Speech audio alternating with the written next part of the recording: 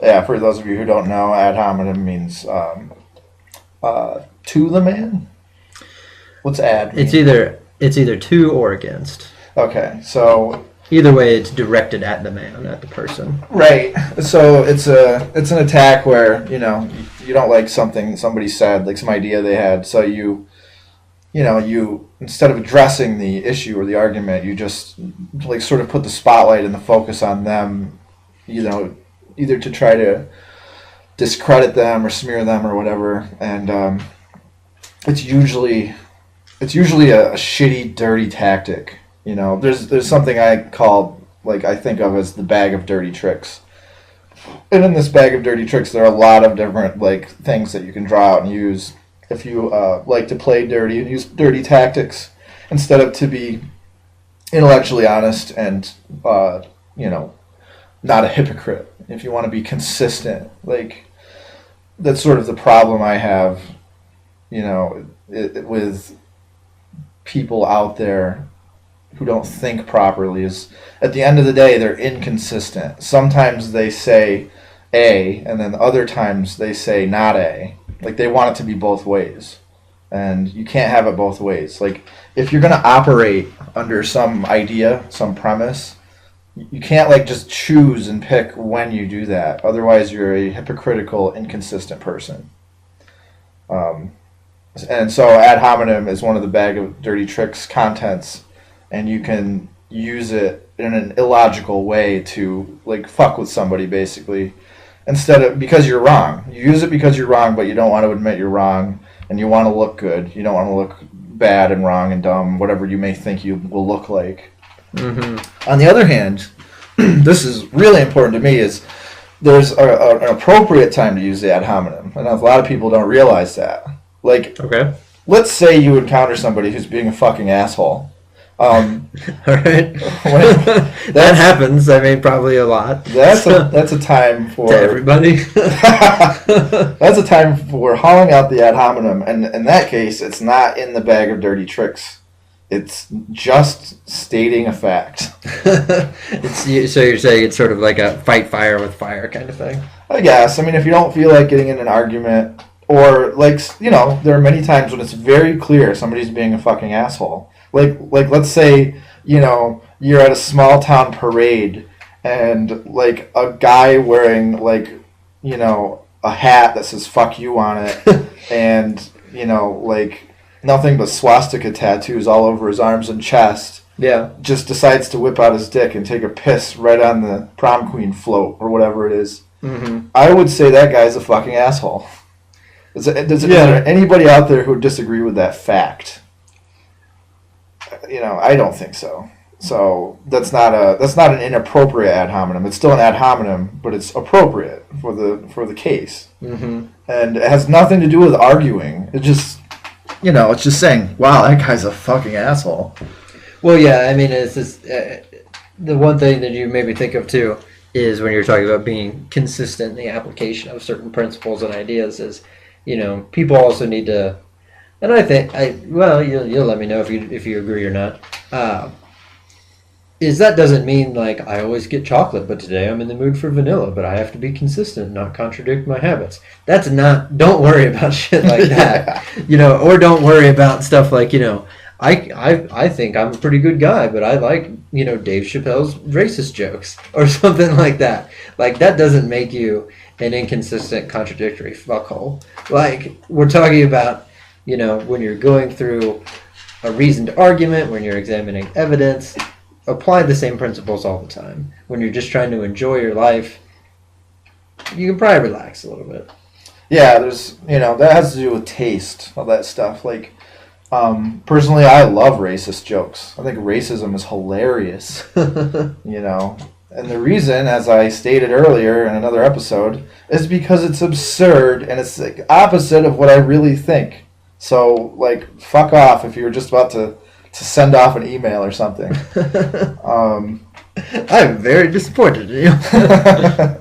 Dear sir.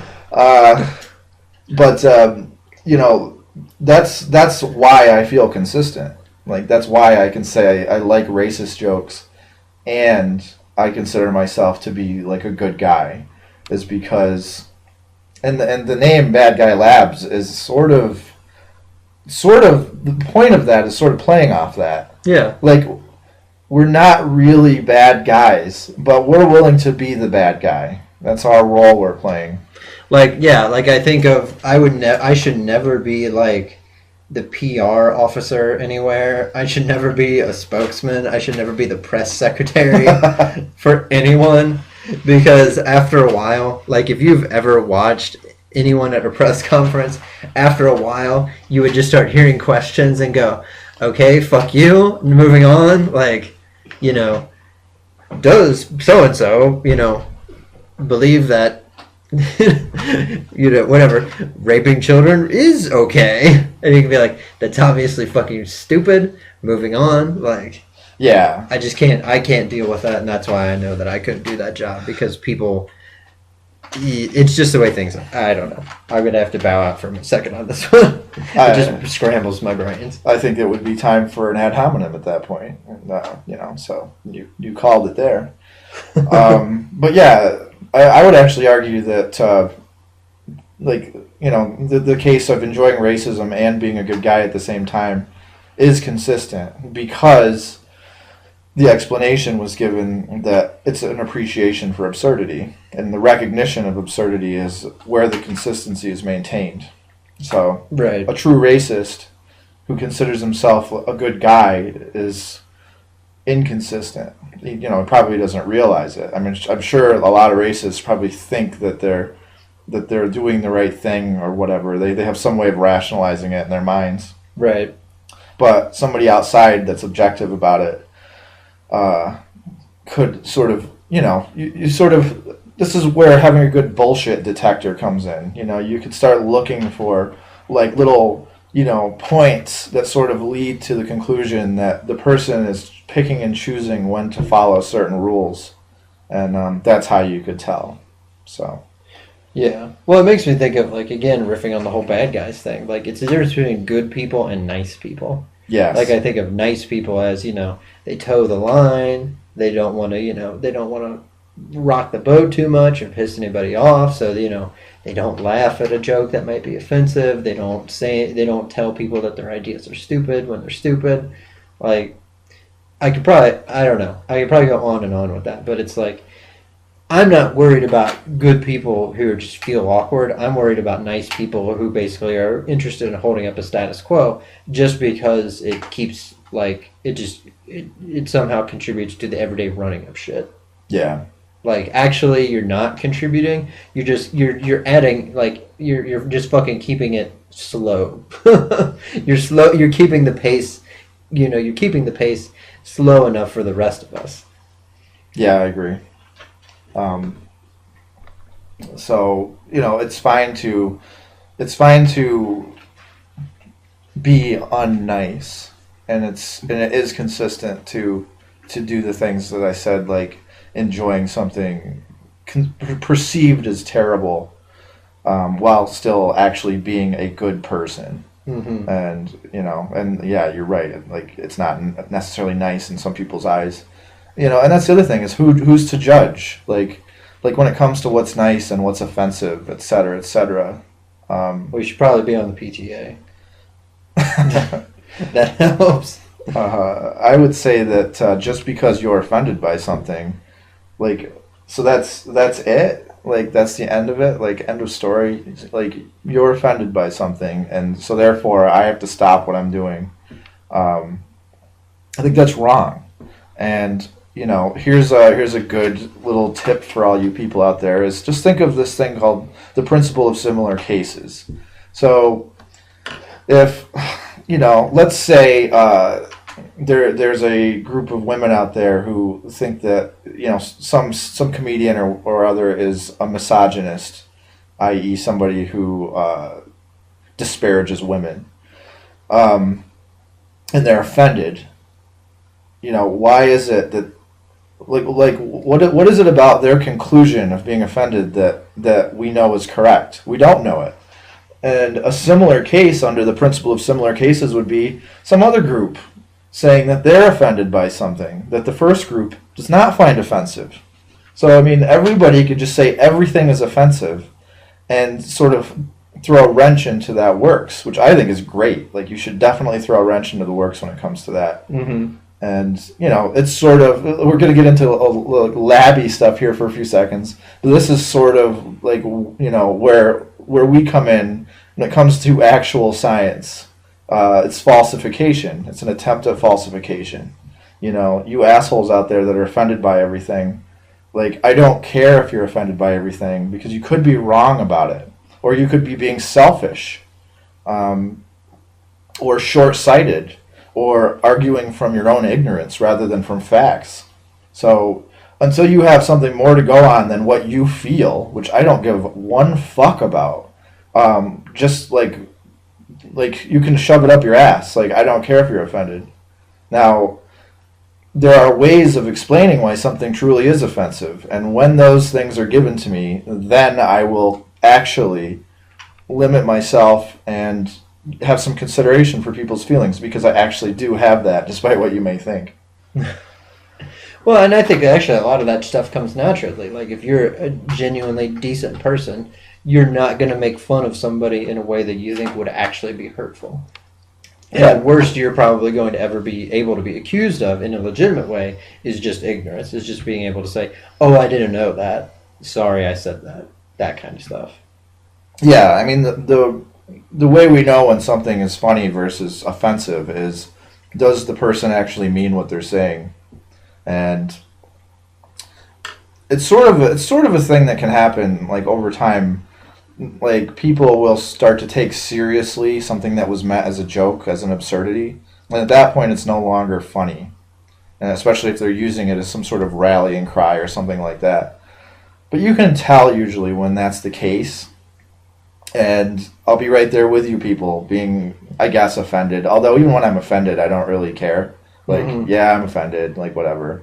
Like, I don't like it. I may or may not do something about it, but I'm not gonna, like, make it into a hobby horse. Yeah. But, well, you just reminded me, like, one of my favorite things in this arena, and this is probably familiar to a lot of people. That's not just me, but probably a lot of people are familiar with this, maybe from their own grandparents or older. But if you've ever had a grandparent that kept a bowl of mixed nuts on the table, you'll know exactly where I'm going already. Are we talking about some variety or other of toes? Oh yeah, no, I'm going to explain myself here for those that don't know, because I've actually run into a fair number of people who have never heard this before. Like, I'm sort of shocked because it was just part of my existence. But, like, growing up, you know, whenever I go to visit my grandparents, you know, because my mom wasn't born before the Depression, I guess, she didn't keep mixed nuts on the table. So whenever I went over to my grandparents' house, they always had them out. You know, there's a different sort of selection there. There's always the really dark ones, and I just wanted to know what different things were. And I remember pointing to one of them once, and my grandpa said, "Oh, that's a nigger toe." And my little, like, 7 or 8 year old brain did two things. At first it went, what did he say? That doesn't sound like the name of a nut. Like, you know, nuts have nut names like peanut, walnut, pecan, hazelnut. Like, they don't have names like nigger toe. That doesn't sound right. And maybe that wasn't my first reaction, but my second reaction was definitely, my grandpa just said nigger. Yeah. And he had felt no compunction about it. That's just what he said. If he had been on live national TV and someone had interviewed him and said, what is this nut called? He would have said it. He would have not given one single fuck about calling that nut a nigger toe. And I keep emphasizing this, and I'm not self-censoring, because as an adult, I now realize how fucking absurd that is for a well-grown man to tell his grandkid that we refer to this piece of food as a nigger toe. Yeah. Like, what the fuck? It took me many years before I finally could ask another person or look up, what is that actually called? Oh, it's a Brazil nut. That makes sense. Yeah. You know, and it's a weird thing too, is like, you know, I would say that expression is racist, I guess. I guess it's, even though we know they don't mean it, like, they don't mean to be racists, it's another one of those. Oh, my grandpa did. Oh, he did. Yeah. Because I was gonna. Some people, I could see where somebody could say it and not mean to be. Well, like my sweet old grandmother who died a few years ago now. She was just she used to knit and bake like cookies and the whole thing. She was sweet and like a nice old lady, and she used to call Brazil nuts nigger toes, and but she wasn't racist, like as far as I could tell. Like it's one of those weird sort of.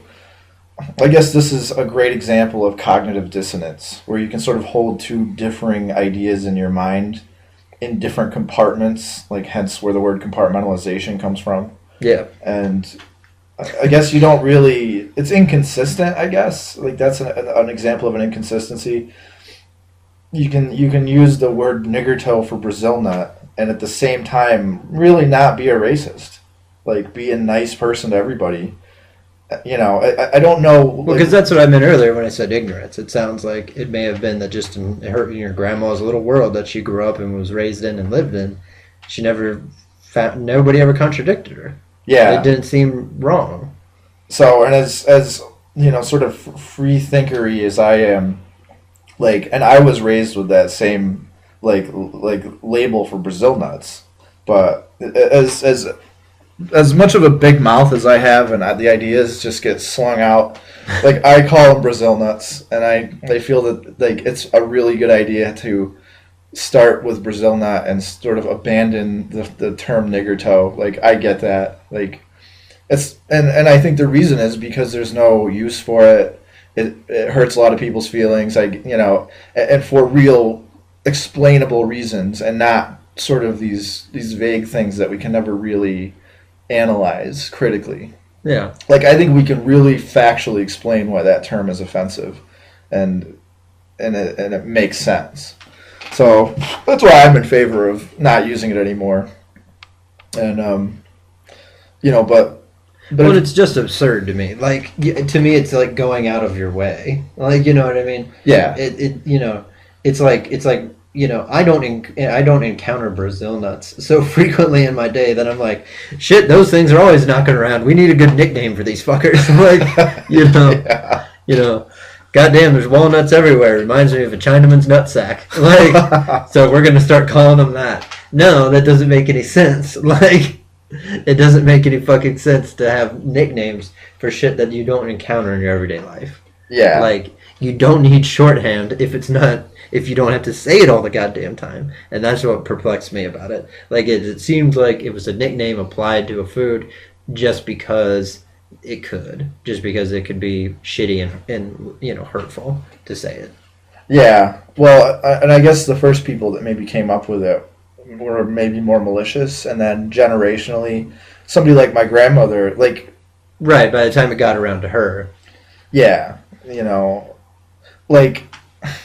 I mean, I know what you may be thinking out there. Like, oh, Jason, you're just not objective about it. And, you don't realize it, but your grandmother was a huge racist. I'm always willing to admit the possibilities and concede, defeat, concede the point. But in this case, I really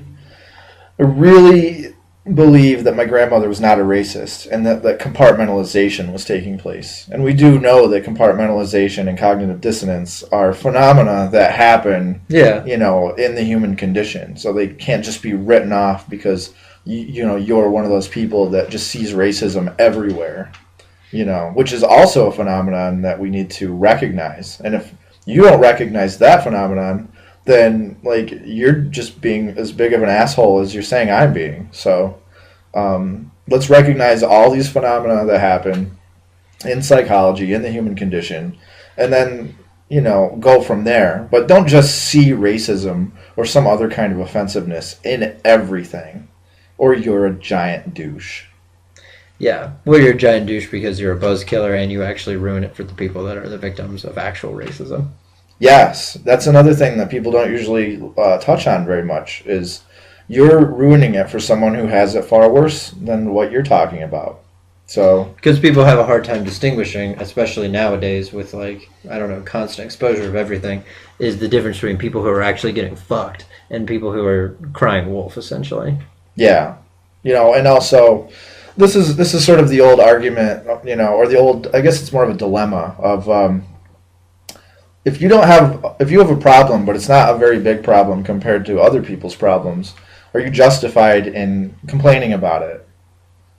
Or are you supposed to be like just sort of like count your blessings and move on? I don't know. I mean, this is where the meme first world problems comes in. Should you like you have it mostly good? Should you just like fucking shut up and enjoy like all these great things you have? I mean, I think that maybe there's some moderate level of complaining you can do, and it should be taken at that moderate level. I don't know. I sort of see people throw it around both ways. Yeah, well, I think people could get too personal in their own life, like boil that down to their own lives too much, like and start saying, well, I was just berated for years and years. I wasn't sexually abused, so I need to get over it. Yeah. And it's like, don't do that. Like, yeah, I mean, I guess an appropriate response, like the appropriate amount of, I guess, sympathy or response for the level of the negative thing that happened. Mm-hmm. So I mean, I guess like stubbing your toe or breaking your arm is bad, but like being that little girl that was locked in a basement for like the first 13 years of her life, and now she can't speak. Right. She had it worse than you. So like, you don't want to go around comparing, what your problem is to somebody like her. It's sort of like people that are always bringing up Hitler on the internet. Like, well, that's to win an argument. In some cases. Well, it's another one of those items in the bag of dirty tricks. But right. Like whenever you compare your little problem to the Holocaust, for example, you're basically giving a giant fuck you to anybody that had to endure the Holocaust. And you may think that you are the nice one and the polite one and the one who's has the moral high ground, but you're just being a giant douche.